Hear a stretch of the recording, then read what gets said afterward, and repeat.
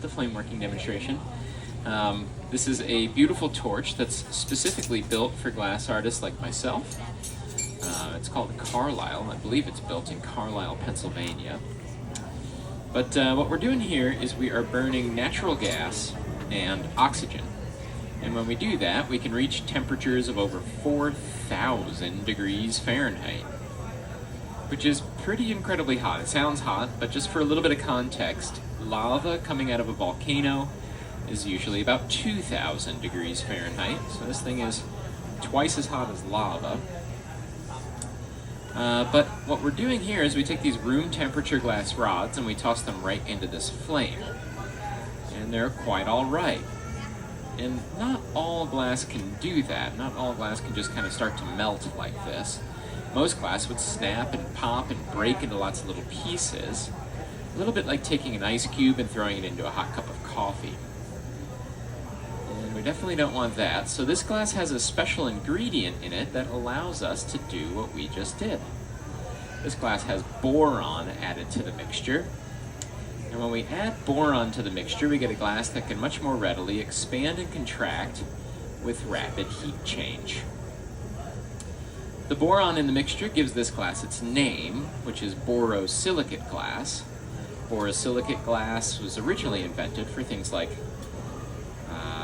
telescope mirrors and microscope lenses. It has a very high optical clarity, so it's good for all kinds of lenses and things like that. But eventually, the scientific community figured out that this glass can heat up and cool down pretty quickly, and it was great for things like beakers and scientific laboratory ware that you could heat up with a Bunsen burner and stuff like that. So this glass became mostly used for scientific laboratory ware. Now you may have heard that glass is made out of sand, and that's true. It's just not sand on the beach. Sand on the beach has too much other stuff in it, like coral and rocks and seashells. So the sand is mined out of the earth and then refined. Here we're going to go ahead and squish and squeeze the glass with a special tool called a crimp. This piece that we're making is going to be a bird. And that'll be the tail of our bird. Give that a little stretch, elongation.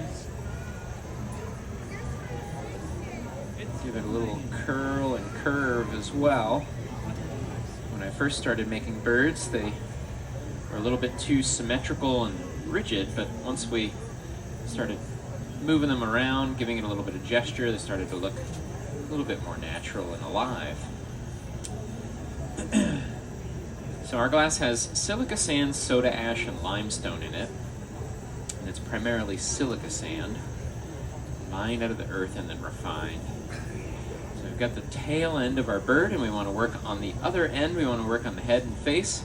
So what we'll do is we'll attach this secondary rod right onto the belly of the bird itself, and we can focus some heat on the other end. The rod in my right hand is called a punty, the smaller one. It'll be a temporary handle for shaping up the rest of the bird.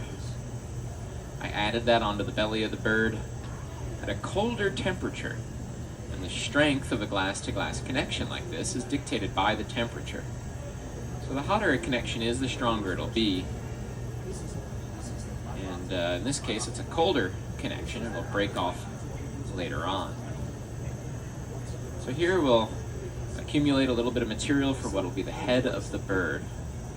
Just a little bit of nice and even turning, a little bit of gravity. We'll get that to kind of stretch and elongate. That can be just the head of the bird there.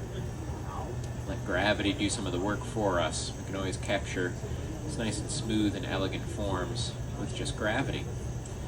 But now we need to add on the wings, and we want the wings to be a permanent connection, so what we'll do is we'll heat up this additive bit of glass, and then we'll heat up the side of the bird as well. If both parties are glowing a nice orange color, the two bits of glass will basically flow together and become one. So I look for a little bit of an orangey glow. I make this connection within the flame itself, actually. That's about as hot as it can be.